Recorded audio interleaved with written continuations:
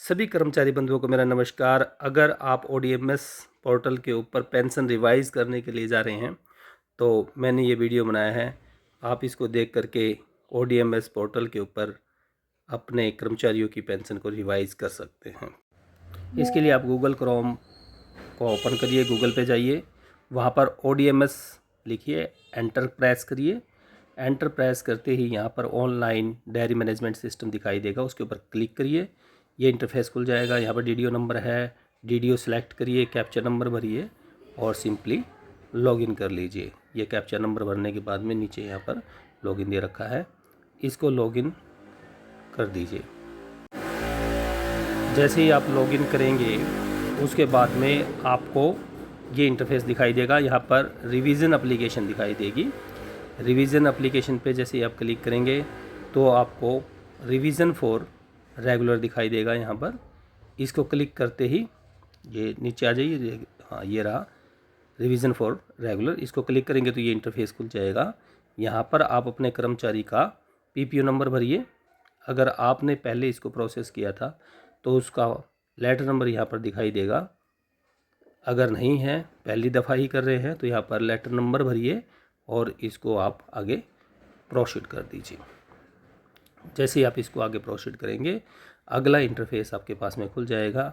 यहाँ पर कर्मचारी की कुछ डिटेल्स आपसे मांगी जाएंगी, जैसे एड्रेस है, उसकी बैंक डिटेल्स हैं, ठीक है, फ़ोन नंबर है, ईमेल आईडी है, अकाउंट नंबर है, और यहाँ पर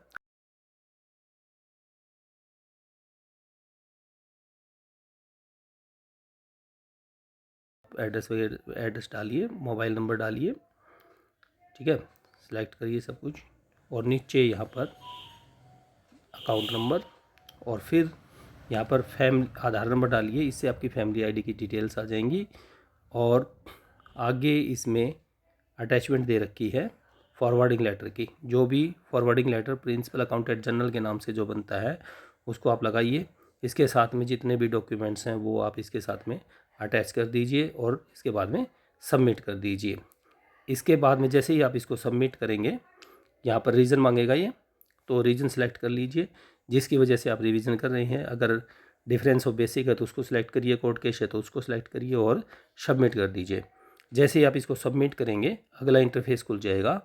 हमारे पास अनेक्शर ए है, इसके अंदर जो डिटेल्स भरनी है वो सबसे पहले पीपीओ नंबर भरिए, नेम भरिए, designation, phone number, date of birth, date of entry in government service, date of retirement, date of death, ये सारी भरने के बाद में क्वालिफाई सर्विस भरिए, नॉमिनी का नाम भरिए, और फिर आ जाइए आप इसके सेकंड पार्ट के ऊपर। इसके अंदर लास्ट डेट ऑफ इंक्रीमेंट यहाँ पर भरिए, लास्ट पे थी वो भरिए, और अभी जो एक इंक्रीमेंट देने के बाद में आपने इसकी पेंशन को जो रिवाइज़ किया है वो भरिए, और फिर रिवाइज पेंशन यहाँ पर आप इसको भर दीजिए। और फिर ये कब से लागू होगा ये इसके अंदर, यानी एक्चुअल बेनिफिट आपको कब से मिलेगा, 1/5/2023 इसके अंदर ये कोर्ट का ऑर्डर था उसके अकॉर्डिंग। और सर्विस बुक में जहाँ पर एंट्री की गई है वो पेज नंबर लिखिए, और यहाँ पर आप एसओ के साइन करवाइए और एग्जीक्यूटिव इंजीनियर के साइन करवाइए।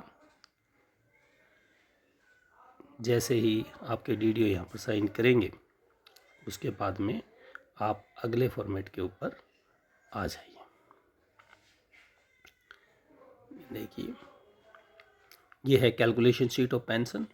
इसमें जो पेंशनर है उसका नाम भरिए, उसके पिताजी का नाम भरिए, जिस पोस्ट से वो रिटायर हुए थे वो भरिए, जहाँ पर ऑफिस का नाम है जिस ऑफिस से रिटायर हुए थे वो भरिए, date of birth, date of entry into government service, date of retirement, qualified service, और एवरेज एमिलमेंट्स